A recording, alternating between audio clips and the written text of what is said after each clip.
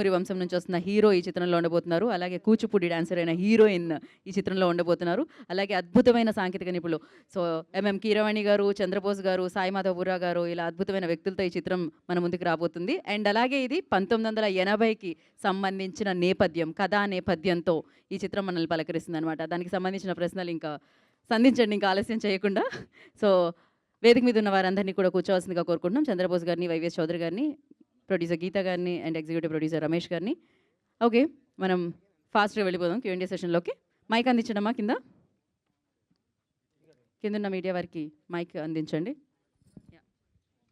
Okay, start చేద్దామండి. అడగండి.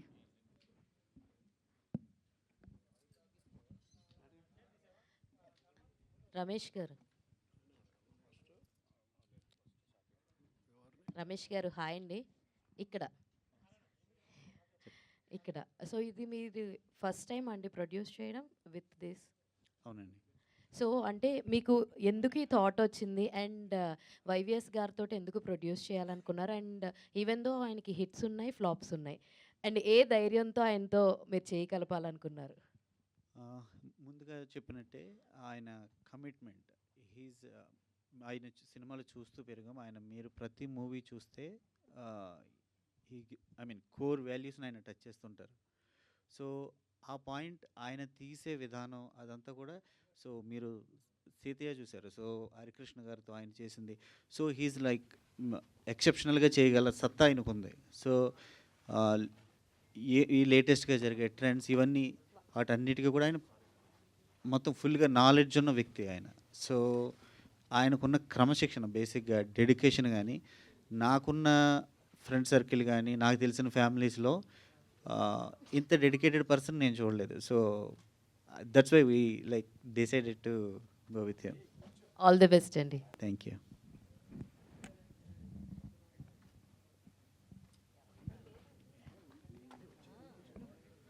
Right, YVS గారు ఇక్కడ చెప్పండి అన్న. ఇప్పుడు 80s పర్లేదు కూర్చొని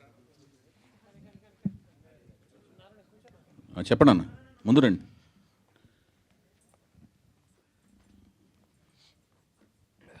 అన్న ముందుగా తెలుగు భాషా దినోత్సవ శుభాకాంక్షలు మీ అందరికీ. Thank you.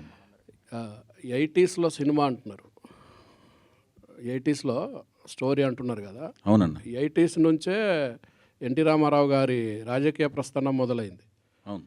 తర్వాత గవర్నమెంట్ వచ్చింది, అదంతా అందరికీ తెలుసు. సో మీ సినిమాలో అంటే పొలిటికల్కి సంబంధించిన సినిమా అనుకోవచ్చా? అట్లా కదన్న, తెలుగు భాష, తెలుగు సంస్కృతి నేపథ్యంలో ఉంటుంది, తెలుగు జాతి నేపథ్యంలో ఉంటుంది. అప్పటికి ఒకటే స్టేట్ కదా, ఆ నేపథ్యంలో ఉంటుంది. తర్వాత హైందవ సంస్కృతి, సంస్కృతికి సంబంధించిన కొన్ని విలువలు అట్ల నేపథ్యంలో జరుగుద్ది. అప్పుడున్న భౌగోళిక స్వరూపం ఏంటి అనేది ఉంటుంది. 80 నుంచి 83 ఇదంతా తర్వాత జరిగిందే కదా, ఇవన్నీ కూడా ఉంటాయి అనేది నాకు క్వశ్చన్. మీరు ఏమైనా పెట్టమంటే పెట్టనా? పెట్టండి, బాగానే ఉంటుంది. సరే, మీరు వచ్చి సిట్టింగ్లో తీసుకెళ్ళి కూర్చోబెడతా. సరే, అవన్నీ ఒక హైపోథెటికల్ క్వశ్చన్స్ అన్న. అంటే మేమైతే స్టోరీ ఫుల్ పేజ్గా తయారు చేశాను. అది నేనన్నీ మిమ్మల్ని కూడా తీసుకుని మీ ఇన్పుట్స్ కూడా తీసుకుంటాను. మీరు అలాంటివి అద్భుతమైన సన్నివేశాలు అని చెప్తే పెట్టేస్తాను. అడ్జస్ట్ చేయడమే కదన్నా. ఒక పిజ్జాలోకి ఇంకొకటి యాడ్ చేసి లేయర్స్ యాడ్ చేయడమే కదా. అవి మెర్జ్ అవుతుంటే యాడ్ చేసేస్తాను. మీరు ఏమైనా ఐడియాస్ ఉంటే ఇవ్వండి, చేస్తాను. Thank you. Okay sir. YS గారు, ఇప్పటివరకు మీరు పెట్టిన 3 ప్రెస్ మీట్లు చూస్తే మీరు ఒక పద్ధతి ప్రకారం, ఒక పథకం ప్రకారం వెళ్తున్నట్టు తెలుస్తుంది. ఒక్కొక్కరు బర్త్డే రోజు ఒక్కొక్కరు ఈవెంట్ పెట్టారు. కానీ సినిమా రిలీజ్ అనేది మెయిన్, ఆ డేట్ అనేది మెయిన్ కదా. అది ఎవరి బర్త్డే రోజు రిలీజ్ చేయబోతున్నారు సినిమాని? అట్లా కాదండి. ప్రస్తుతానికి ఏంటంటే బేసిక్ నా ఆలోచన ఏంటంటే, ఇప్పుడు మనం ఫిల్మీ పీపుల్ అండి, film industry, with in the film industry people. నేను చాలామంది మన జర్నలిస్టులు అందరూ, నేను 84లో సినిమా ఫీల్డ్, 83 మద్రాసు వెళ్ళాను, 84లో సినిమా ఫీల్డ్కి వెళ్ళాను. ఇప్పుడు మన జర్నలిస్టులు ఇప్పుడు వచ్చిన వాళ్ళు కానీ రాని వాళ్ళు కానీ అందరూ ఆల్మోస్ట్ హైదరాబాద్ డైరెక్ట్గా వచ్చిన వాళ్ళు, మద్రాసులో జర్నలిస్టులు అందరూ నాకు ఆల్మోస్ట్ ఫ్రెండ్సే. మన ఐమాక్స్ దగ్గర కలుస్తుంటాం అందరం, అన్ని సినిమాలకు వస్తుంటా కదా నేను, మీరు వితౌట్ ఎనీ ఆబ్సెంట్ ఆల్మోస్ట్ అందరూ తెలిసిన వాళ్ళే. కాకపోతే ఇక్కడ ఏంటంటే నేను చేసే సినిమాలని కొత్త వాళ్ళతో సినిమాలు తీస్తుంటా. కొన్నేమో ఇప్పుడు పెద్ద హీరోలతో సినిమాలు తీసినప్పుడేమో ఎక్కువ ఆడియన్స్ మనస్తత్వం ఎలా ఉంటుందంటే పెద్ద హీరో సినిమా అనగానే వాళ్ళకి హీరోలకి ఇండివిజువల్గా ఫాలోయింగ్ ఒకటి ఉంటుంది, స్టార్ ఫాలోయింగ్ ఉంటుంది, వాళ్ళ ఫ్యాన్ బేస్ ఫాలోయింగ్ ఉంటుంది. వాళ్ళ న్యూస్ని వాళ్ళే వెతుక్కుని చూసేసుకుంటుంటారు, ఎక్కడుంది, ఎప్పుడు సినిమా ఈవెంట్ ఎక్కడ ఏంటనేది. ఇప్పుడు కొత్త హీరోలతో చేసినప్పుడు ఇలాగ నాలాగా కొంత గ్యాప్ వచ్చి అప్పుడప్పుడు సినిమాలు తీస్తుంటాను. నేను కంటిన్యూస్గా సినిమాలు తీసిన సందర్భం కూడా లేదు. ఈసారి ఎక్కువ గ్యాప్ వచ్చింది కదా. వచ్చినప్పుడు నేను ఒక 4-5 ఈవెంట్లు ఎక్కువ చేసి అవి కూడా చేస్తే అవి ర్యాండమ్గా చూసే, అంటే మీరు కాకుండా బయట జనాలు ఉంటారు కదా, మన సినిమా ఇండస్ట్రీ కాకుండా మీకైతే విసుగు వస్తుంటుంది. వైవిఎస్ ప్రెస్ మీట్ పెట్టాడంట, మళ్ళీ పెట్టాడంట మనలో జరుగుతుంటుంది. అది నాకు కూడా వినపడుతుంటాయి. నేను కూడా మారువేషం వేసుకుని మీ మధ్యలో తిరుగుతుంటాను, మీకు తెలియదు ఆ విషయం. మళ్ళీ పెట్టాడంటే ఏమైనా చేదస్తామో అనుకుంటుంటారు మీరు. సో కానీ నేను అనుకునేది ఏంటంటే సామాన్య ప్రజలకి వాళ్ళు జనరల్గా చేసే సర్ఫింగ్లో ఎక్కడో చోట పాపప్ అవుద్ది నా న్యూస్. ఓహో ఇతను ప్రాజెక్ట్ చేస్తున్నాడు అనుకుంటా, మళ్ళీ వైవిఎస్ చౌదరి ఏదో ప్రాజెక్ట్ చేస్తున్నాడు అనుకుంటా అని వాళ్ళకి 4-5 ప్రెస్ మీట్ల తర్వాత ఒకసారి న్యూస్ వాళ్ళ బ్రెయిన్ హిట్ అవుద్ది. That is my target. So నా సినిమా, నేను సినిమా తీస్తున్నాననేది వాళ్ళకి తెలిస్తే రావాలా వద్దనేది వాళ్ళ ఇష్టం అనమాట, వాళ్ళ ఇష్టం మీద ఆధారపడి ఉంటుంది అది. కానీ నా క్వశ్చన్కి ఆన్సర్ రాలేదు సార్. అది ఎప్పుడు తీస్తాననేది, రిలీజ్ అదే ఎప్పుడు రిలీజ్ ఎప్పుడు రిలీజ్ అనేది వన్స్, ఇప్పుడు నేను కొత్త వాళ్ళు తీస్తున్నాను అది చెప్పాను ఏంటంటే, అది వన్స్ మొదటి షెడ్యూల్ రోల్ అయిన తర్వాత ఇదేంటంటే ఇది మిద్దంగా కొత్త వాళ్ళు ఎంత ఇండస్ట్రియస్ అవుట్పుట్ని ఇస్తున్నారు బయటికి. మొదట కదా, ఫస్ట్ టైం యాక్ట్ చేస్తున్నారు కదా వాళ్ళు. 1 డే నేను ప్లాన్ చేశాను, వాళ్ళు 1 డేలో చేసేయగలుగుతుంటే నేను వర్కింగ్ డేస్ని బట్టి రిలీజ్ డేట్ని ఒక ఎండ్కి రాగలను, ఒక కన్క్లూజన్ రాగలను. వాళ్ళు 1 డే అవుట్పుట్ని 2 డేస్లో ఇవ్వగలుగుతున్నారు అనుకో, మొదటి రోజు నాకు అర్థం అవుద్ది. సో వర్కింగ్ డేస్ని బట్టి రిలీజ్ డేట్ ఫైనలైజ్ అవుద్ది. అప్పుడు దాన్ని బట్టి అక్కడ ఆస్పిషియస్ డేట్ చూసుకుని, మీరు చెప్పినట్టుగా ఫస్ట్ మీకు చెప్తాను, ఆ దగ్గరలో ఉన్న ఒక మంచి డేట్ చూసుకుని ఆ డేట్ ప్రకారం నేను రిలీజ్ చేస్తాను. నిజంగానే డెఫినెట్గా ఈ రెలవెంట్గా ఉండేది, నేను ఇంతకు ప్లాన్ చేసినట్టుగా ఏదో ఒక రెలవెంట్ డేట్ చూసుకుంటప్పుడు May 1st అనేది చూసుకున్నాం లాయర్కి. ఎందుకంటే హాలిడే వస్తుంది, ఒక కార్మికుడు ప్రొడ్యూసర్ అయ్యి ఫస్ట్ టైం తీస్తున్నాడు కాబట్టి, నేను కార్మికుడిని కాబట్టి ఫస్ట్ టైం ప్రొడ్యూసర్ అయ్యాను కాబట్టి మే డే రోజున రిలీజ్ చేశాను లాయరీ బొమ్మరిల్ అనే బ్యానర్ పెట్టి ఓనర్షిప్ లాగా రిలీజ్ అవుతుంది కాబట్టి May 1st రిలీజ్ చేశాను లాయరీ. అట్లా రెలవెంట్గా ఒక డేట్ చూస్తాం. మీరు చెప్పిన ఆలోచనలో నిజం ఉంది. అప్పుడు ఆ టైంకి రిలీజ్ డేట్ ఒకటి చూస్తాం. ఇప్పుడైతే ఫిక్స్ కాలేదు ఇంకా. Okay, all the best sir. Chandrabose garu, first of all Telugu భాషా దినోత్సవ శుభాకాంక్షలు. సంతోషం అండి. సార్, ఈ సినిమా 1980s బ్యాక్డ్రాప్లో ఉంటుంది కదా, మీకు అంటే సంగీతం ఆ టైంకి సంబంధించి ఎలాంటి పాటలు రాసే ఇది ఉంటుంది, అంటే చర్చలు ఏమైనా జరిగాయి డైరెక్టర్ గారితో? కొంచెం ప్రాథమికంగా కొంత కథా గమనం ఏంటో చెప్పారు. ఇంకా పూర్తిగా నేను కథ వినలేదు. కథ విన్న తర్వాత సందర్భాలు ఏంటో చెప్తారు. తర్వాత ఇంకా సంగీత చర్చలకు 20 కూర్చొని అప్పుడు 80 అయినా కూడా ఇప్పుడు ఆ భాష అంతా కూడా చక్కగా కొంచెం సిద్ధం చేసే ఉన్నాను నేను మనసులో కూడా. కొంచెం ఎలాంటి పాటలు రాయాలి, ఏం రాయాలని చెప్పేసి కొంచెం మనసులో అయితే నేను కొంచెం శ్రమించి ఉన్నాను ఇప్పటివరకు. చంద్రబోస్ గారు ఇక్కడ ఇది దీని మీద భయ మీకు దీని ఎక్స్టెన్షన్ ఆన్సర్ చెప్తాను. చంద్రబోస్ గారు ఎలాంటి ఆయన అంటే, ఇన్ జనరల్గా ఆయనకి దాని మీద పూర్తి స్థాయి అవగాహన ఉన్నా కూడా, ఏ రాసినా కూడా అవగాహన ఉన్నా కూడా, ఎంతటి వినయ సామ్రాట్ అంటే ఈయన జనరల్గా ఆయన రాసింది కరాఖండిగా ఖచ్చితత్వంతో కూడిన దాని మీద ఆయనకి పట్టున్నా కూడా, ఆయనకి తెలిసిన పెద్దవాళ్ళని ఊరినే రివిజన్ కోసం ఒకసారి ఎంక్వైరీ చేసుకుని, నేను రాసిన దాంట్లో ఏమైనా ఉన్నాయా, ఇది కరెక్టేనా అని రీచెక్ చేసుకుంటాడు ఆయన. అంత వినయ సామ్రాట్ ఆయన. అంత ఏమండి మంచిగా రాస్తాడు. ఆయనకు మొత్తం తెలుసు. చాలా అన్ని బోల్డ్ బుక్స్ చదువుతాడు ఆయన. ఇలా కనబడతాడు, చాలా బుక్స్ చదువుతాడు, చాలా పరిజ్ఞానం ఉంటుంది. అయినా కూడా చెక్ చేసుకుంటుంటాడు. తను తెలిసిన సన్నిహితులు, స్నేహితులు, మిత్రులు, శ్రేయోభిలాషులు అందరి దగ్గర చెక్ చేసుకుంటాడు. అంత గొప్ప మంచితనం ఉంది, వినయ విధేతలు ఉన్నాయి ఆయన దగ్గర. అది చంద్రబోస్ గారు, ఇప్పుడు మీ 30 ఏళ్ల ప్రయాణంలో అనేక పాటలు, తెలుగు వెస్ట్రన్ మ్యూజిక్ మీద కూడా పాటలు రాసిన మీరు ఏ పాట రాయడానికి బాగా ఇబ్బంది పడ్డారు?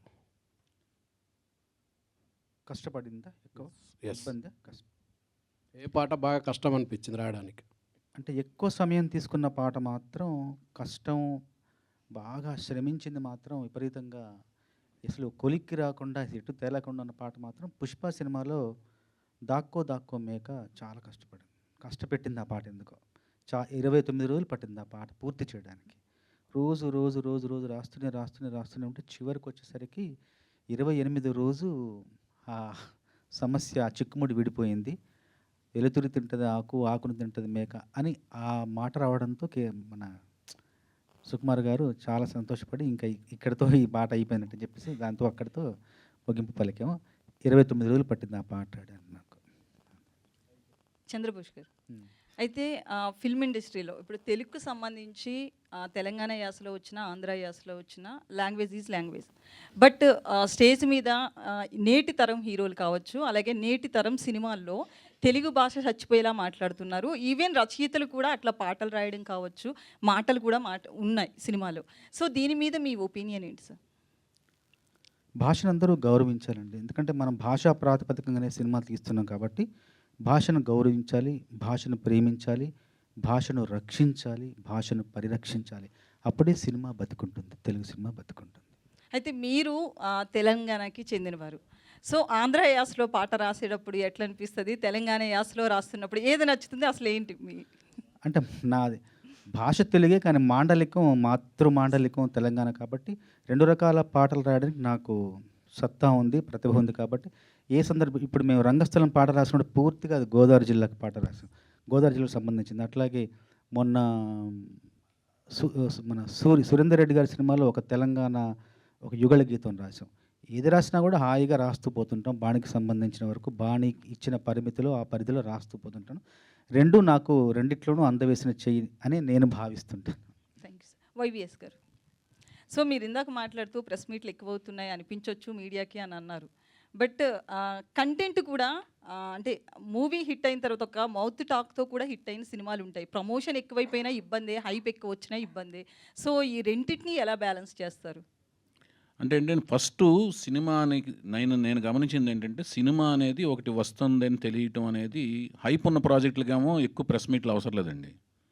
ఐ థింక్ మా ప్రాజెక్ట్కి అయితేనేమో ఎక్కువ రీచబిలిటీ అవసరం అని నేను ఫీల్ అయ్యానండి. అందుకని నేను చేస్తున్నాను. ఇప్పుడు నేను దేవదాస్ తర్వాత ఒక్క మగాడు ప్రాజెక్ట్కి ఎక్కువ ప్రెస్ మీట్లు పెట్టలా. ఒక్క మగాడు అనే ప్రాజెక్ట్కి నేను అసలుకి ప్రీ రిలీజ్ ఈవెంట్ ఒక ఆడియో ఫంక్షన్ ఒకటి చేశాను అంతే. పెద్దగా ప్రెస్ మీట్లు కానీ ముహూర్తం షాట్లు తీయటం కానీ అవన్నీ చేయాల. ఈ ప్రాజెక్ట్ ఏంటంటే బేసిక్గా నేను కొంత గ్యాప్ తర్వాత చేస్తున్న ప్రాజెక్ట్ ఒకటిను, కొత్త వాళ్ళతో నేను చేస్తున్న ప్రాజెక్ట్ ఒకటిను. ఇప్పుడు ఏమైపోయిందంటే మాధ్యమాలు పెరిగిపోయినాయి, రోజుకొక కంటెంట్ వచ్చి చేరుతుంది ప్రజల బ్రెయిన్కి. రోజుకొక కంటెంట్, రోజుకొకటి జరుగుతుంది, దాని మీద ర్యాండమ్గా మారిపోతుంది వాళ్ళ మెమరీ. మారిపోతున్నప్పుడు వాళ్ళ మెమరీలో రిజిస్టర్ అవ్వడానికి గంటకోటి మారుతుంది ఇన్సిడెంట్. దాని మీద సోషల్ నెట్వర్క్స్ ఐదులకి మెమరీ ఫాస్ట్గా మారుతుంది. ఆ మెమరీ మధ్యన ఒక చిన్న బీప్ లాగా రిజిస్టర్ అవ్వాలంటే ఒక 4-5 జరిగితే బెటర్ మా ప్రాజెక్ట్ స్కేల్కి. ఇప్పుడు కల్కి లాంటి ప్రాజెక్ట్ ఉందండి, సడన్గా వాళ్ళు డేటు వాళ్ళ ఆఫీస్ దగ్గర పోస్టర్లా పెట్టుకున్న అది బయటికి వెళ్ళిపోద్ది. ఉదయం అటు ఓపెనింగ్స్ అన్ని నిండిపోతాయి. ఎందుకంటే ప్రభాస్ కొన్న ఇమేజ్కి కానీ వైజయంతి మూవీస్ బ్యానర్కి కానీ ఆ రో ఆఫ్ సక్సెస్ల మధ్యన ఉన్న వాళ్ళ బ్యానర్కి కానీ దానికి అది. అయితే మీరు 10 ఏళ్ల తర్వాత మళ్ళీ ఒక సినిమా చేస్తున్నారు. అయితే Q&Aలో కానీ అంటే 10 ఏళ్ళు కాదు, అంతకంటే తక్కువ. 10 ఏళ్ళు అనకండి బాధ. పోనీ సరే చెప్పండి. సో రీసెంట్గా మీ టాక్స్ని బట్టి యూట్యూబ్లో కావచ్చు, మిమ్మల్ని ఫాలో అవుతున్న వాళ్ళ మాట ఏంటంటే వైవిఎస్ ఆర్జీవీలా మాట్లాడుతున్నారు అంటున్నారు. ఈ కామెంట్ని ఎట్లా తీసుకుంటారు? మీ వరకు వచ్చిందా? మేము ఏది అడిగినా కూడా మీరు చెప్పాలనుకునేదే చెప్తున్నారు. అలానా? అయితే ఆర్జీవి గారు నేను మీరు నవ్వి ముందు అడిగిన తర్వాత నవ్వుతున్నారు ఎప్పుడు. అది నేను చాలా ప్రెస్ మీట్లన్నీ మీరు అన్నీ చూస్తుంటాను, నేను ఫాలో అవుతుంటాను, బాగా నవ్వుతారు మీరు. కానీ లోపల బాధ ఉంటుందని పైకి నవ్వుతా అంతే. బాధ ఏంటో తర్వాత నాకు మెసేజ్ పెట్టండి, ఏం బాధ నేను బాధను తీర్చడానికి ప్రయత్నిస్తాను. సరే మీ క్వశ్చన్కి ఆన్సర్ చేస్తాను ఫస్ట్. అయితే నేను రాఘవేంద్రరావుకి వీరాభిమాని అండి గుడివాడలో ఉన్నప్పుడు. తర్వాత రాఘవేంద్రరావు దగ్గర జాయిన్ అయ్యాను అసిస్టెంట్ డైరెక్టర్గా. ఆయన దగ్గర విద్యాభ్యాసం అంతా చేశాను, దర్శకత్వానికి సంబంధించింది. తర్వాత నాకు చాలా ఇష్టమైన డైరెక్టర్ రామ్ గోపాలవరం గారు. ఆయన దగ్గర నేను గోవింద సినిమాకి కో డైరెక్టర్గా ఆ సినిమాకి పనిచేశాను. అప్పుడు రాము గారి దగ్గర నేను ఆయన దగ్గర తర్క వితర్కాల్లో ఒక రకమైన అబ్జర్వేషన్ బాగా గమనించాను. గమనించినంత మాత్రాన ఏ వ్యక్తి దగ్గర నుంచి మనం వెంటనే గ్రాస్పింగ్ చేసే కెపాసిటీ మన దగ్గర ఉంటేనే తర్క వితర్కాలను గమనించగలం. ఆర్గ్యుమెంట్లు ఇప్పుడు ఒకరిని చూసిన వెంటనే మనం ఏమీ గ్రాస్ప్ చేయలేమండి. మన దగ్గర కూడా ఆ గ్రాహక శక్తి ఉండాలి. ఆయన ఆ క్వశ్చన్ చేసిన దాంట్లోనే ఏం తప్పు ఉంది, దాంట్లో మీద మనం ఏం బేసుకుని లింగర్ అయ్యి అదే దాని మీద వేలాడుతూ ఎలాగూ దాన్ని డిఫెండ్ చేయొచ్చు, దాని మీద ఎలా మాట్లాడచ్చు అనే దాని మీద అది మాస్టర్స్ పిహెచ్డీలు అని చేశారు రాము గారు. సో ఆయన ఇంకా దాంట్లో ఆయన దగ్గర నేను పనిచేశానండి. అయితే మా ఇన్ఫ్లుయెన్స్ డెఫినెట్గా నేను రాఘవేంద్రరావు దగ్గర పనిచేశాను, తర్వాత రాము గారి దగ్గర చేశాను, తర్వాత మహేష్ భట్ గారి దగ్గర చేశాను, తర్వాత సంగీతం గారి దగ్గర చేశాను. వాళ్ళందరి దగ్గర పనిచేసినప్పుడు వాళ్ళ యొక్క వ్యక్తిత్వ వికాసాల నుంచి, వాళ్ళ యొక్క వ్యక్తిత్వ పరిజ్ఞానం నుంచి, వాళ్ళ యొక్క తర్క వితర్కాల నుంచి, ఆ అబ్జర్వేషన్ల నుంచి కొంత డెఫినెట్గా ఇన్ఫ్లుయెన్స్ ఉంటుంది ప్రతి వ్యక్తికి. ఒక వ్యక్తిని ఇంకో వ్యక్తి కలిసినప్పుడు ఉంటుంది. అది మేబీ మీరు అనుకున్నట్టు అది అనిపించచ్చేమో మీకు, కానీ బేసిక్గా మనలో ఒకటి ఉంటుంది, ఆ ఇన్స్టింక్టు లేకపోతే గ్రాహక శక్తి ఉంటుంది. ఆ శక్తిలోంచే మనకు రిఫ్లెక్షన్ వస్తుంది, రియాక్షన్ ఉంటుంది. అది అన్న చౌదరి గారు, అన్నా సెప్టెంబర్ 2 పవన్ కళ్యాణ్ గారి బర్త్డే, హరికృష్ణ గారి బర్త్డే. అవును. ఆ రోజు ఈ సినిమా గురించి ఏమైనా రివీల్ చేస్తారా? ఆ రోజు ఏమైపోయిందంటే అన్న, మీరు ఇందాక చెప్పాను కదా, ఆ రోజు అమావాస్య అయిపోయిందన్న. ఓకే, ఏం చేద్దాం, అది సోమాతి అమావాస్య అని ఒక పవర్ఫుల్ అమావాస్య అయిపోయింది. ఏం చేద్దాం చెప్పండి సార్. అంటే ముందే చెక్ చేసుకున్నారా మీరు? అమావాస్య అనేది చెప్తున్నారు, నిజమా లేకపోతే కామెడీ చేస్తున్నారా? నిజంగానే సోమాతి అమావాస్య అని అదొక పవర్ఫుల్ డే అయిపోయింది. అందుకని ఆ రోజు ఏ కార్యక్రమాలు చేపట్టాలని అనుకోవట్లేదు. కొంచెం హైందవ సాంప్రదాయాలకు కూడా కొంత విలువిస్తాను, అంటే తిథుల్ని ఫాలో అవుదామని కాదు. అది ఒక మన తమిళియన్స్కి అమావాస్య అనేది మోస్ట్ ఆస్పిషియస్ డే. అంటే లాస్ట్ టైం ప్రెస్ మీట్లో కూడా పవన్ కళ్యాణ్ గారు అంటే చాలా ఇష్టం నాకు అని చెప్పారు. ఆ రోజు కూడా ఏదైనా కార్యక్రమం పెడుతున్నారా, ఏదైనా రివీల్ చేస్తారా అనేది? అట్లాగా అంటే హరికృష్ణ గారి బర్త్డే, పవన్ కళ్యాణ్ గారి బర్త్డే కూడా అదే రోజు. ఎస్. చంద్రబోస్ గారు, ఆ రోజు ముందుగా తెలుగు భాషా దినోత్సవం శుభాకాంక్షలు. ధన్యవాదాలు అన్న. తెలుగు లెస్స, దేశ భాషలందు తెలుగు లెస్స అని ఓ మహానుభావుడు చెప్పాడు. అది ఇప్పుడు ఎలా తయారైందంటే తెలుగు లెస్స అయిపోయేటట్టుగా ఉంది. తెలుగు సినిమా టైటిల్స్ తమిళ నుంచి తెలుగులోకి వస్తుంటే ఆ తమిళ్ పేరే తెలుగులో రిలీజ్ చేస్తున్నారు. తంగ్లాన్ అని కానీ, వాల్మీ అని కానీ, ఇలా ఏమవుతుంది? తెలుగు భాష త్వరలో కనుమరుగైపోతుందా అనే ఆలోచన మాకు వస్తుంది. మీరేమంటారు దీని మీద? భాష కనుమరుగయ్యే అవకాశం అయితే లేదండి. ఎందుకంటే ఇప్పుడు కొంచెం భాషా చైతన్యం ఇంతకుముందు కంటే ఇప్పుడు ఎక్కువ వచ్చింది ప్రజల్లోనూ. చాలామందిలో భాషా చైతన్యం ఒకటి వచ్చింది. ఉదాహరణకి ఏంటంటే, ఇంతకుముందు ఇప్పుడు నేను మణికొండలో ఉంటాను, ఉప్పాలగూడలో. అసలు హోటళ్ళ పేర్లు ఇంతకుముందు ఫుడ్ కోర్టు, ఫుడ్ బాల్ అట్లాంటివి ఉండేవి. ఇప్పుడు చక్కగా తెలుగు భాషలోనే ఎంత మంచి పేర్లు పెడుతున్నారంటే, వివాహ భోజనంబు, బళా భోజనం, సుబ్బయ్య గారి హోటలు, పాకశాస్త్రం, శ్రీ గోంగూర, అత్తగారి ఇల్లు, అమ్మ చేతి వంట. చక్కగా భాషా చైతన్యం చూస్తుంటే, ఆ బోర్డు చూస్తుంటే అబ్బా ఎంత ఆనందం కలుగుతుందో. ఖచ్చితంగా కోడికూర చిట్టిగారులు, కృష్ణపట్నం, ఇట్లాంటివన్నీ ఆ పేర్లు చూస్తుంటే అంటే ఏదో రకంగా భాషా చైతన్యం వచ్చింది మనలో కూడా. తెలుగు సినిమా పేర్లు కూడా మంచి పేర్లు పెడుతున్నారు. తమిళం నుంచి వచ్చే పేర్లు ఎందుకంటే తెలుగులో పెట్టట్లేదంటే ఇప్పుడు అంతా కూడా మొత్తం ఒకటే అయిపోయింది. కాబట్టి తమిళంలో ఏది ఉందో ఇక్కడ, ఎందుకంటే అందరికీ చేరువైపోయింది కదా, అన్ని ప్రపంచ భాషల్లోని అన్ని సినిమాలు చేరువైపోతున్నాయి. కాబట్టి మళ్ళీ ఆ అయోమయం లేకుండా ఆ పేరే ఇక్కడ పెడుతున్నారేమో అనిపిస్తుంది తప్ప భాష ఎట్టి పరిస్థితుల్లో కనుమరుగు అవ్వదు. Thank you. చంద్రబోస్ గారు, ఇంకొక క్వశ్చన్ అండి. మనందరికీ తెలుగు భాషా దినోత్సవం శుభాకాంక్షలు. మీకు అకాడమీ అవార్డు వచ్చిన తర్వాత మీ పాటలు రాయడం మీద ఏమైనా ప్రెజర్ పెరిగిందా, లేకపోతే నార్మల్గానే రాస్తున్నారా? ఒత్తిడి ఏం లేదండి, ఇంతకుముందులానే రాస్తున్నాను. కాకపోతే ఏంటంటే కొంచెం జాగ్రత్త, ఇంకొంచెం శ్రద్ధ. మన పాట ప్రపంచ పరిధిలోకి వెళ్ళిపోయింది కాబట్టి ఇంకా అర్థవంతమైన పాటలు రాయాలన్న నాలోనే ఒక చిన్న ఇంకా జిజ్ఞాస పెరిగింది తప్ప ఒత్తిడి బయట నుంచి ఏం రాలేదు నాకు. నాలోనే నాకుంది ఒక సంఘర్షణ తప్ప వేరే ఏం లేదు. Okay sir, all the best. Chowdary garu sir, చెప్పండి అన్న.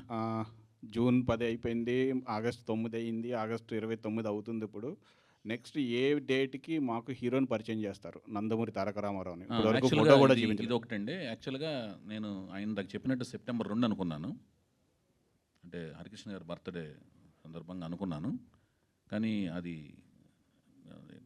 ఒక అంటే బ్రైట్గా మంచి ఫ్యూచర్ను ఆశిస్తూ నందమూరి తారక రామారావు అనే పేరుని ప్రపంచానికి అంటే 4వ తరం పేరుని 4వ తరం జనరేషన్ బిడ్డని ఆ పేరుతో పరిచయం చేస్తూ అమావాస్య రోజు ఎందుకు పరిచయం చేయడం, అలాగే తెలుగు అమ్మాయిని నేను పరిచయం చేస్తూ, మనవాళ్ళు కూడా ఇంతకుముందు ప్రెస్ మీట్లు అడిగారు, మీరు ఫామ్లో ఉన్నప్పుడు ఎందుకు పరిచయం చేయకుండా ఇప్పుడు ఎందుకు పరిచయం చేస్తున్నారనేది ఒక ఆయన అడిగారు.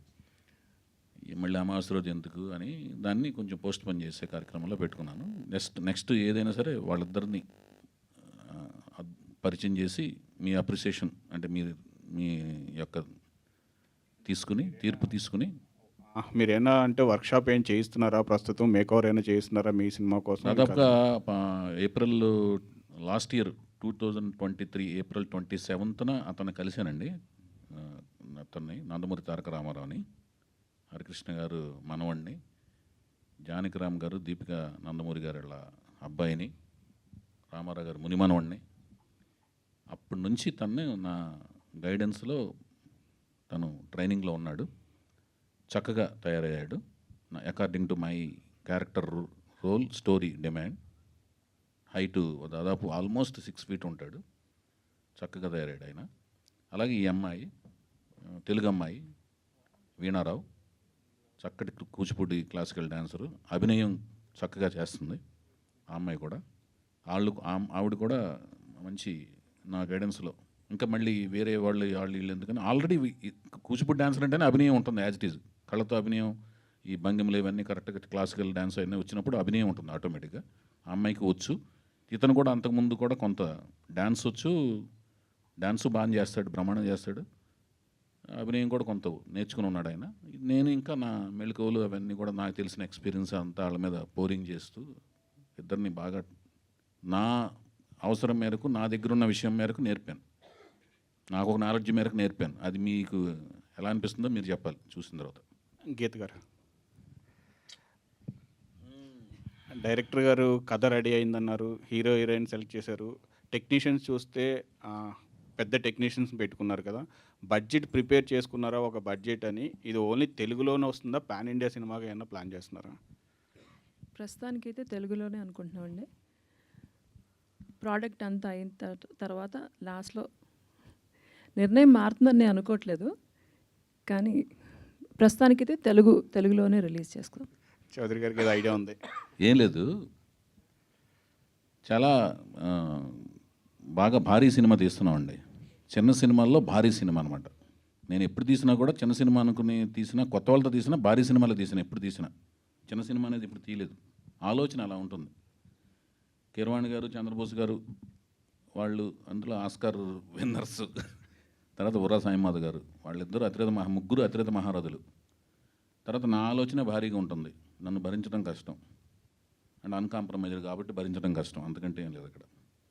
సో ఇవాళ సరిగ్గా రాకపోతే మళ్ళీ రేపు మళ్ళీ అదే షూటింగ్ మళ్ళీ చేసి నెక్స్ట్ కొత్త సీన్కి వెళ్తాను కాబట్టి అలా చేసుకుంటూ వెళ్తుంటాం కాబట్టి పెద్దదే అవుద్ది.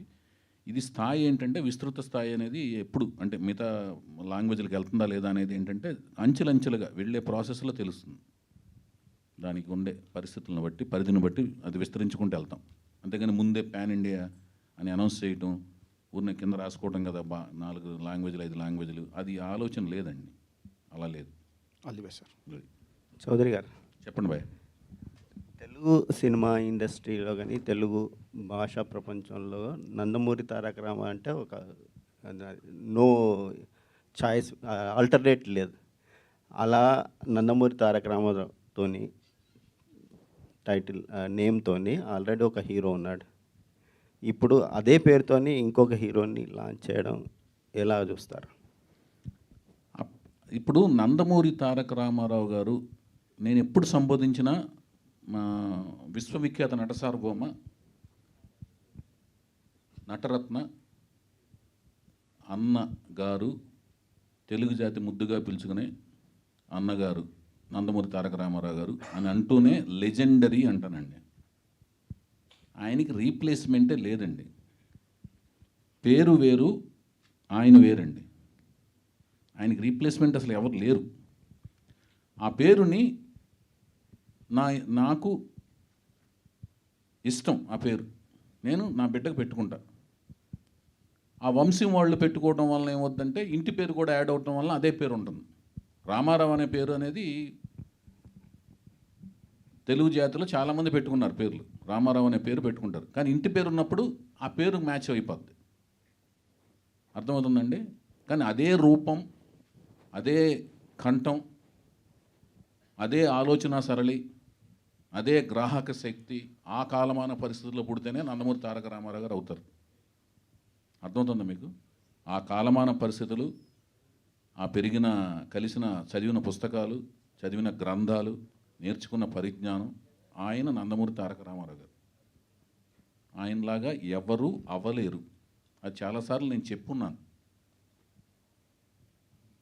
జానకిరామ్ గారు వాళ్ళ తాతగారి పేరుని వాళ్ళ కొడుక్కి పెట్టుకోవడం, అది మన తెలుగు సంప్రదాయంలో ఎప్పుడోంచి ఉంది. తాత పేర్లు కొడుకులకు పెట్టుకోవడం, ముత్తాత పేర్లు కొడుకులు పెట్టుకోవడం, ఆ సంప్రదాయం ప్రకారం పెట్టుకున్నారు. నేను తనను చూసి నచ్చి నేను తీసుకున్నాను కాబట్టి పేరు నేను మార్చడానికి లేదు కదండి. నేను ఎవరిని మార్చడానికి? వాళ్ళ నాన్నగారిని వాళ్ళ తాతగారు పెట్టుకున్న పేర్లు నేను మార్చడానికి నేను ఎవరిని? హరికృష్ణ గారును జానకిరామ్ గారు డిస్కస్ చేసుకుని పెట్టుకున్నారంట ఆ పేరు. మారితే విప్లవం వస్తుంది. అంటే జూనియర్ ఎన్టీఆర్ అని లేకపోతే ఆల్రెడీ ఉన్నారు, అది మళ్ళీ అది ఆయన పెట్టుకున్నారు కదా. సో ఈయనకి ఏమన్నా? హరికృష్ణ గారు పెట్టుకున్నారు కదా. ఓకే. హరికృష్ణ గారు ఆయన పేరు ఆయనకి తారక రామని పెట్టారు, తెలుసు కదా మీకు. అది ఆయన పెట్టుకున్నారు. ఇప్పుడు వాళ్ళు తండ్రులు వాళ్ళ తాతలు పెట్టుకున్న పేర్లని, లేకపోతే వాళ్ళ ముత్తాతలు పెట్టుకున్న పేర్లని మనం మార్చడానికి లేం కదండి. అది ఏమన్నా ఇప్పుడు స్క్రీన్ నేమ్ స్క్రీన్ నేములు ఎలా మారుస్తాం అంటున్నాను. అది నేను వాళ్ళకి ఇచ్చిన పేరుతో నేను రిలీజ్ చేస్తాను. ప్రజలు పిలుస్తారు, మారుస్తారు. ఇలా వాళ్ళు ఇలా పిలుస్తారు. ఇప్పుడు రామారావు గారి పేరు ఫస్ట్ నుంచి ఎన్టీ రామారావు అని వేస్తున్నారు. ఇది పాతాళ భైరవిలో ఎన్టీ రామారావు అని వేస్తారు. కొన్ని సినిమాల్లో నందమూరి తారక రామారావు అని వేశారు. జనాలు ఏమని పిలిచారు? ఎన్టీఆర్ అని పిలిచారు. కొన్ని ఊర్లో ఎన్టీ ఓడ్ అని పిలిచారు. కొన్ని సినిమాల్లో కొన్ని ఏరియాల్లో రామారావు సినిమా చూసానరా అంటారు. వాళ్ళు కన్వీనియంట్ పేరుతో పిలుస్తారు, ఫుల్ పేరు వేస్తుంటారు. అంటే ఇప్పుడు ఆ అమ్మాయి పేరు మేము ఇలియానా డిక్రూజ్ అండి, అందరూ ఇలియానా డిక్రూజ్ అంటే ఇలియానా అని పిలుస్తుంటారు. వాళ్ళు కన్వీనియంట్ పేరుతో పిలుస్తారు. పేరు మేము ఉన్న పేరు వేయాలి కదా. అది అంటే నా కన్సర్న్ ఏంటంటే, ఇప్పుడు తాత పేర్లు పెట్టడం అనేది మన సాంప్రదాయం. సో కొన్నిసార్లు ఏమైతే పేరు పెట్టుకోవచ్చు, ముత్తాత పేరు పెట్టుకోవచ్చు, అది సాంప్రదాయం. కానీ కొన్నిసార్లు మన సొసైటీలో వీడు తాత పేరు చెడగొట్టాడరా అనే ఒక ప్రమాదం ఉంటుంది. అది మన చేతలండి. అది మన కాలమాన పరిస్థితుల్లో మన చేతుల్లో ఉండి జరుగుతాయి కొన్ని చేతలు, మనకు తెలియకుండా జరిగేవి కొన్ని జరుగుతుండే చేతలు. వాటిని మన చేతుల్లో లేని వాటి గురించి మనం ఏం చేయగలమండి? సరే సార్, ఇప్పుడు ఎన్టీఆర్ అంటే తెలుగు జాతికి ఒక గుర్తింపు తెచ్చిన ఒక వ్యక్తి, మహానుభావుడు. సో అప్పటి వరకు తెలుగు భాష కోసం ఎంత కృషి చేసినా కానీ ఎన్టీఆర్ దానికి మార్గదర్శకులుగా ఉన్నారు. సో ఆయన ప్రభావం, ఆయన భాష, డైలెక్ట్, తర్వాత ఆయన మాట్లాడే తీరు మీ మీద ఎలాంటి ప్రభావం చూపించారు? అదేనండి, నా మీదే కాదండి, రామారావు గారి అభిమానులు అందరికీ ఆయన నుంచి నేర్చుకుంది ఏంటంటే అంకిత భావంతో పనిచేయటం, కృషి చేయటం, నమ్మిన సిద్ధాంతం కోసం మడం తిప్పకుండా పోరాటం చేయటం. మేము అది చేస్తుంటాం. అంకిత భావంతో పనిచేయటం, కార్యదీక్షతో పనిచేయటం, ఎలాంటి డీవియేషన్స్ లేకుండా పనిచేయటం. భాషాపరంగానే కదా మేము తెలుగు భాష మాట్లాడుతుంటాం. నేను తెలుగులోనే టైప్ చేస్తుంటాను. అంటే నేను కీబోర్డ్లో ఉన్నా కూడా తెలుగు భాషలోనే. ఇప్పుడు చాలా వరకు సంభాషణ నేను స్మార్ట్ ఫోన్లో వచ్చినా తెలుగులోనే సంభాషిస్తుంటాను.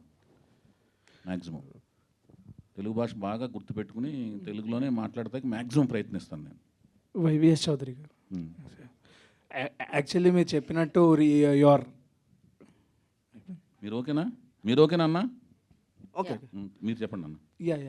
యాక్చువల్లీ మీరు చెప్పినట్టు ఆల్రెడీ మీకు హరికృష్ణ గారు కానీ లేకపోతే సీనియర్ ఎన్టీఆర్ గారు కానీ ఒక గాడ్ ఫాదర్స్లా బిలీవ్ చేస్తారు. అండ్ రియల్ గాడ్ ఫాదర్ అనేది నాగార్జున గారిని అన్నారు కాబట్టి కెన్ వి ఎక్స్పెక్ట్ అగైన్? ఇప్పుడు హరికృష్ణ గారు మనతో లేరు కానీ ఆల్రెడీ నందమూరి వంశం నుంచి మన బాలకృష్ణ గారు ఉన్నారు. Can we expect any Akkineni and Nandamuri combo again? అదేనండి ఇప్పుడు ఫస్ట్ మీ దగ్గర ఏంటంటే నుంచి. నేను ఫస్ట్ ఏంటంటే ఇప్పుడు నేను ఒక ప్రాజెక్ట్ పెట్టుకున్నానండి. నన్ను నేను ఒక సక్సెస్ఫుల్ ప్రాజెక్ట్తో బయటకు రావాలి ఫస్ట్. వచ్చిన తర్వాత ఒక మంచి వాళ్ళిద్దరికి ఒప్పించగలిగే ఒక కథ రాసుకోగలగాలి. రాసుకుని వాళ్ళ దగ్గరికి వెళ్ళాలి. వాళ్ళకి అది నచ్చాలి, టైం అకామిడేట్ చేయాలి వాళ్ళిద్దరికి చేసే టైం. అప్పటికి వాళ్ళు ప్రాజెక్ట్స్తో ఉన్నారనుకోండి, మళ్ళీ ఆ టైంలో కుదరాలి కదా. ఇవన్నీ ఏంటంటే పెర్మిటేషన్స్ అండ్ కాంబినేషన్స్. ఇప్పుడు నేను సీతారామరాజు టైంకి అనుకోకుండా కుదిరింది, అది అలా కాంబినేషన్ సెట్ అయిపోయింది. నేను అక్కడే ఆ కాంపౌండ్లో ఉన్నాను కాబట్టి మన సీతారామ కళ్యాణం అయిన వెంటనే సీతారామరాజు చేయాల్సి వచ్చింది. చేశాను వెంటనే, కంటిన్యూటీ అక్కడే ఉన్నాను కాబట్టి కాంపౌండ్లో. అదే నేను ఆ సీతారాముల కళ్యాణం అయిన వెంటనే బయటకు వచ్చాను అనుకోండి, సీతారామరాజు చేయగలిగే ఉన్నాం కాదో నాకు తెలియదు. It depends. సో మీ మూవీస్లో ఏదైనా రిలీజ్ చేయాలనుకుంటే ఏం చేస్తారు? ఇప్పుడు అంటే మీకు ఏమన్నా నాగార్జున గారు బాలకృష్ణ గారితో కాంబినేషన్ సినిమా చేయాల్సి వచ్చింది అనుకోండి, నాకు ఈ సినిమా నేను అనుకున్న సక్సెస్ ఇచ్చి అలాంటి కథ నాకు వస్తే నాకు అంతకంటే అదృష్టం ఏంటండి ఇంకా చెప్పండి. వాళ్ళిద్దరు నటవారసులు, వాళ్ళ అంశాలకి వాళ్ళిద్దరితో ఒక అవకాశం వచ్చింది చేయటం అనేది. అసలు మీరు అడిగిన క్వశ్చన్కి అది సంభవం అయితే ఎంత ఆనందం అండి చెప్పండి. అది చంద్రబోస్ గారు, మన అంటే తెలంగాణ నుంచి మీరు అంతకుముందు సిన్నారా కానీ దాశరథి కానీ ఒక మార్క్ చూపించారు ఇండస్ట్రీలో. కానీ అంటే ఇది కాంట్రవర్షియల్ కాదు, ఒక జర్నీ మీ గురించి అడుగుదామని. సో ఒక దశలో సమైక్య రాష్ట్రంలో తెలంగాణ వాళ్ళకు భాషే రాదు అనే ఒక వివక్ష నుంచి అలాంటి టైంలో మీరు వేటూరి, సిరివెన్నెల గారు మంచి పీక్లో ఉన్నప్పుడు మీ ఎంట్రీ ఇచ్చారండి. సో అలాంటి పరిస్థితుల్లో మీకు ఎలాంటి ప్రతికూల పరిస్థితులు జయించి మీరు ప్రయాణాన్ని కొనసాగించారు? అంటే మామూలుగా సాధారణంగా సినిమా రంగంలో అవరోధాలు, ఆటంకాలు ఎదుర్కొనే ఒక కళాకారుడికి ఎలాంటి అవరోధాలు, ఆటంకాలు ఎదురయ్యో అలాంటివి ఎదురయ్యే తప్ప ప్రత్యేకంగా నాకు మాత్రం ప్రాంతీయ వివక్షత నాకు వ్యక్తిగతంగా నాకు ఎలాంటి ఎదురవ్వలేదు. ఎందుకంటే నన్ను ఆదరించి నన్ను ప్రోత్సహించిన వాళ్ళు రామానాయుడు గారు, ముప్పలనేని శివ గారు, కీరవాణి గారు, మొదటి అవకాశం వచ్చింది రాఘవేంద్ర గారు, వీళ్ళంతా కూడా నన్ను ప్రోత్సహించారు. నాకైతే ఎలాంటి వివక్ష ఎదురవ్వలేదు, మనస్ఫూర్తిగా చెప్తున్నాను. థ్యాంక్ యూ అండి.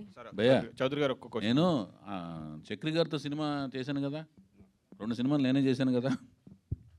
అంటే ఏం ఉండవు భయ్యా ఇక్కడ ఒక మాటేనండి. ఫస్ట్ ప్రాంతీయ భేదాలు ఇక్కడ ఏంటంటే టాలెంట్ ఉంది ట్యాప్ చేస్తారు, టాలెంట్ లేదు స్క్రాప్లో పడేస్తారు. స్క్రాప్, ట్రాష్ అంతే. ఫస్ట్ అవకాశానికి మాత్రం టాలెంట్ కాదు, కులమో లేదంటే ప్రాంతమో ఏదో అవసరం అనేది ఇండస్ట్రీ మీద ఉండిపోయింది. అట్లా మచ్చ అనేది కొన్ని తరాల నుంచి ఉంది. మచ్చ కళ్ళల్లోంచి కళ్ళజోడు పెట్టుకున్న మా కళ్ళజోడులో ఉంటుంది, కళ్ళల్లో ఉంటుంది. ఆ 2 కళ్ళు అదే దానికి ఏదైనా డ్రాప్స్ వేసుకుని కళ్ళజోడుకి మార్చుకుంటే సరిపోద్ది అంతేనండి. ఓకే. చౌదరి గారు ఒక్క క్వశ్చన్ అండి. చెప్పండి అన్న. సార్ మీరు మీ సినిమాలో 99.9% అన్ని తెలుగు పేర్లే పెట్టారు, ఒక్క టైగర్ తప్ప, టైగర్ హరిశ్చంద్ర ప్రసాద్ తప్ప. నేను కాదు పెట్టింది, అది నాది కాదు, సముద్ర గారు. నేను సీతయ్య పెట్టారు. ఇప్పుడు చేసే సినిమా కూడా తెలుగు పేరే ఉంటుందా? తెలుగు పేరే. నేను అసలు ఇంతవరకు ఇంగ్లీష్ పేర్లు పెట్టలేదు భయ్య, ఇంతవరకు పెట్టలేదు. తెలుగు పేరే పెడతాను. 100% స్వచ్ఛమైన తెలుగు పేరే పెడతాను. మీరు ఏదైతే సినిమా చెప్పారో అది సముద్ర గారి సినిమా. యాక్చువల్లీ హరికృష్ణ గారితో వైవిఎస్ చౌదరి గారు చేసిన Seethayya. Thank you so much. ఎవ్వరి మాట వినడు. Thank you. అండ్ చంద్రబోస్ గారికి మరొకసారి ప్రత్యేకమైన కృతజ్ఞత తెలియజేసుకుంటున్నాము. మరి అలాగే టీం అందరికీ కూడా ఆల్ ద వెరీ బెస్ట్. మరొక ఈవెంట్లో మళ్ళీ కలుద్దాము. సో సినిమాకి స్టార్ట్ అయ్యే ముందే ఇన్ని రకాల ఈవెంట్స్తో మనం కలవడం జరుగుతుంది అనమాట. డెఫినెట్గా మళ్ళీ మనం కలుద్దాం వేరొక ఈవెంట్లో. Thank you so much media for your support and thank you so much టీమ్కి and all the very best. So thank you. Today's event by UV Media. This is Geeta Bhagat signing off. Thank you.